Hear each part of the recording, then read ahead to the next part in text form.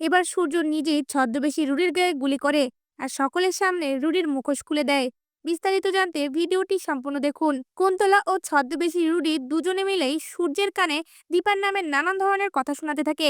এতে করে সূর্য দীপাকে ভুল বুঝতে থাকে আর তার সকল কিছু ভুলে যাওয়ার কারণে দীপাকে সে শত্রু মনে করে নেয়। তখনই কুন্তলা সূর্যের হাতে বন্দুক তুলে দিয়ে বলে ওঠে, এখনই সময় সেই মেয়েটাকে শেষ করে দেওয়ার। সঙ্গে সঙ্গেই সূর্য রেগে বন্দুক হাতে নিয়ে দীপার সামনে গিয়ে দাঁড়ায়। দীপা সূর্যকে থামানোর চেষ্টা করলেও সূর্য কোনো কথাই শোনে না আর দীপার বুকে গুলি চালিয়ে দেয়। সঙ্গে সঙ্গে দীপা ডাক্তারবাবু বলে মাটিতে পড়ে যায়। রূপা ও সোনা সেখানে ছুটে এসে দীপার এমন অবস্থা দেখে বলে ওঠে, বাবা তুমি এটা কি করলে? আর তখনই সূর্যের সকল স্মৃতি মনে পড়ে যায়। সূর্য তখন বারবার বলতে থাকে, এটা আমি কি করলাম? আমার ভালোবাসার মানুষকে আমি শেষ করে দিলাম আর এটা কোনোভাবেই মানতে পারে না। তখনই সূর্য আবারও বন্দুকটাকে তুলে নিয়ে বলে ওঠে, যে আমাকে ভুল বুঝিয়েছে এবং আমার দীপাকে শেষ করতে বলেছে তাকে আমি ছাড়বো না।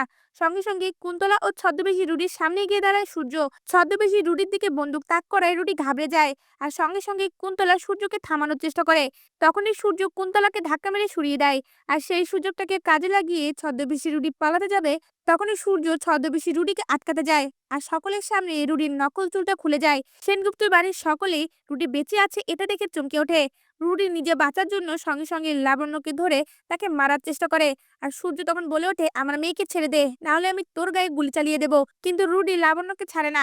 সেই সময় সূর্য রুডির পায়ের মধ্যে গুলি চালিয়ে দেয় আর রুডি আ বলে চিৎকার করে মাটিতে পড়ে যায়।